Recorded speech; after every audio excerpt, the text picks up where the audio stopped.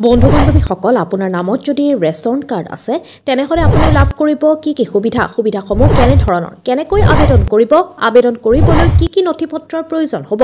সকলো তথ্য জানিব পৰাকৈ এই ভিডিঅ'টো শেষলৈকে চাওক অসম চৰকাৰে দুখীয়া পৰিয়ালৰ বাবে আগবঢ়াইছে ৰেচন কাৰ্ড এই কাৰ্ড থাকিলে বহুতো সুবিধা পোৱা যায় চৰকাৰৰ তৰফৰ পৰা কিন্তু আমি বহুতে নেজানো ৰেচন কাৰ্ড থাকিলে আমি কি সুবিধা লাভ কৰিব পাৰো নজনাৰ বাবে আমি বহুত সুবিধাৰ পৰা বঞ্চিত হ'বলগীয়া হৈছে সেই সুবিধাসমূহ হৈছে আপোনাৰ যদি ৰেচন কাৰ্ড আছে তেনেহলে অতি সহজতে লাভ কৰিব পাৰিব উজ্জ্বলা গেছ সংযোগ আপুনি যদি উজ্জ্বলা গেছৰ বাবে আবেদন কৰে তেনেহলে অতি সহজে উজ্জ্বলা গেছ সংযোগ লাভ কৰিব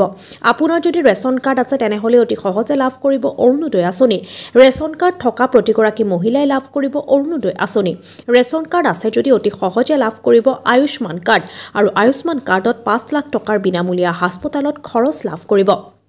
আপোনাৰ বাবে আছে আৰু এটা ভাল খবৰ আসাম মাইনৰিটিজ ডেভেলপমেণ্ট বোৰ্ডৰ তৰফৰ পৰা বিনামূলীয়াকৈ ই-ৰিক্সা চিলাই মেচিনৰ বাবে আবেদন কৰা নাই তেনেহলে তলত দিয়া লিংকত ক্লিক কৰি আবেদন কৰক